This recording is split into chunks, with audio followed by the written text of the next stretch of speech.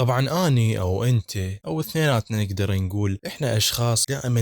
نحن للماضي او نحن لاشياء قديمة، السنوات معينة، الايام معينة، الاشخاص معينين وركز لي بيها، اللي فترات معينة كانت بيها حياتك او حياتنا كانت جدا حلوة، او نقدر نقول تشتاق لها بشكل عام، لان حتى الوقت الحالي مو هالشيء السيء نقدر نقول عليه. يعني انت حالك حال السنوات البقية ما تغيرت هالتغير الكبير، بس تحس انه اكو شغلات قيمة او شغلات حلوة بذيك الايام تختلف عن الايام السابقة، وراح تظل بهاي الفترة الحالية اللي انت بيها حظل بس تتذكر، او حتى انا شخصيا حظل بس تتذكر بالسنوات اللي قبلها، بالايام اللي قبلها، تقارن بيناتها. طب بدوامة تفكير كبيرة، المن راح تطب بهاي التفكير او بهاي الدوامة كلها ما يحتاج لها هذا التفكير كله، لان انا من بعد سنة 2024 او 2023 نقدر نقول وصلت القناعة اللي هي لا يدك هم تقتنع بها. من هاي الناحية وصلت القناعة انه كل سنة بحياتك انت شخصيتك راح تتغير من ناحية للافضل للأسوأ، هاي شيء ثاني، بس هو الافضل، هو اكثر شيء راح تتطور للافضل من ناحية تنضج او تتعلم من اخطائك او تطب بمجالات جديدة او بافكار جديدة او باشياء جديدة تتعلمها، او من اي ناحية ثانية، او اهتماماتك حتى تجي باهتمامات جديدة، او اهتماماتك تتغير او تترك اهتمامات قديمة، فراح تتغير انت شخصيتك بقطاعك كإنسان راح تتغير كل سنة، واكيد ما راح تتغير كل سنة، راح تتغير همين هواية اشياء انت راح تسويها، يعني هواية اشياء او كل شيء هم راح تظل ثابتة، ما اقول لك كلها راح تتغير بشكل جذري انت حصر شخص ثاني، لا اكيد عندك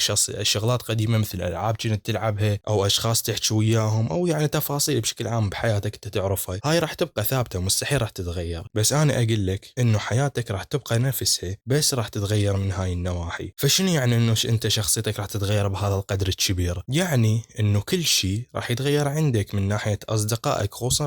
خصوصا ركز لي بهاي النقطة. الاصدقاء يعني بعد ما انا شفت وفكرت بهذا الموضوع هم اللي يغيروا لك السنة او يغيروا لك حياتك كلها بشكل عام. يعني مثلا اذا انت عندك صديق كنت 24 ساعة حياتك وياه وتتراسل وتسوي، هو طبعا هذا الشيء لازم نربطه بموضوعنا، صحيح هذا موضوع ثاني يمكن يكون الفيديو ثاني، بس لازم يربط بموضوعنا. يعني يمكن انه هذا الصديق اللي كنت تحكي وياه والافكاركم نفس الشيء واهتماماتكم نفس الشيء، و24 ساعة واحد ويا الاخ او 24 ساعة تتكلمون، بالسنة اللي بعدها او بعدها راح يقل هذا الشيء او يتغير بنسبة بسيطة، ومرات لا يمكن هو الصديق نفسه لقى شخص احسن من يمك او شخص ثاني، لان هو هم راح يتغير. قلنا احنا الانسان يتغير كل سنة، يمكن هو تغير وانت تغيرت وراح الشخص ثاني، بس اكيد ما راح تنقطع علاقتكم، هو حسب هم اكو ناس تنقطع علاقتهم واكو ناس يبقون نفسهم، بس نقدر نقول اكو انقطاع راح يصير حتى اذا عبر السنة سنتين، بس اكيد راح يمر الزمن وراح يتغير عليه. بس هذا اكيد نفس ما قلنا موضوع ثاني، بس انا ليش ربطته بموضوع النوستالجيا او موضوع انك تتذكر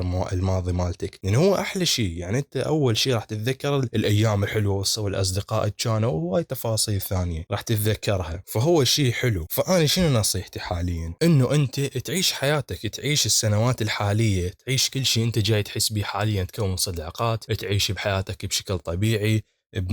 تهتم باهتماماتك مهما كانت، تمارس اهتماماتك بشكل جدا طبيعي، لان اذا ظل بس تطب بهاي الدوامه وتفكير الماضي هو اكيد ما راح يطول وياك، يمكن اسبوع شهر تظل بس تفكر بالماضي، بعدين الحياه راح تمشي بالاول وبالاخير وراح ترجع تتذكر اشيائك القديمه، قصدي راح ترجع تبني اشياء جديده، وهمين بالسنوات اللي وراها حتقول راح تتذكر هذنيك الاشياء وتقول همين كانت ايام حلوه، وعلى هذا المنوال فانت ابني شيء جديد الك والمستقبل. طبعا هاي الجزئية اللي حاليا راح احكيها، يعني اكيد ما حدا راح يشوف الفيديو، يمكن 5 أو 4 نفرات انا كلهم اعرفهم من هم، بس خلينا نقول هذا الشيء يمكن اكو ناس جدد. طبعا المحتوى الحالي حيكون مختلف عن المحتوى اللي سويته، يعني حتى سابقا اذا نحكي على موضوع الذكريات دائما نتذكر الايام السابقة، هو كان عندي اخطاء، فيديوهات تعبانة من ناحية الافكار او من ناحية الصوت او من ناحية طريقة الالقاء او من هواي مشاكل كانت عندي، بس هو المحتوى الحالي ما اقدر اقول عليه تطوير ذات 100% مثل الفيديوهات السابقة، نقدر نقول أفكار عشوائية تجي بعقلي أو أحكيها ويا عقلي، فأقول ليش ما أسجلها وانشرها لكم. والفيديوهات طبعا لا مونتاج ولا شيء، هو كله جيم بلاي طبيعي وصوتي، ويمكن أحط كتابة يمكن لا، وهم يمكن ذي الفيديوهات أقسمهن وانشرهن على التيك توك على شكل بارتات، هم نجيب لنا شوية مشاهدين، بس أنا أهتم أهم شيء النصيحة أو الأفكار مالتي أسجلها وانشرها، يمكن أستفاد من يمها، يمكن أكو ناس يستفادون، يمكن أتذكرها بأيام سابقة، فما أدري بعد.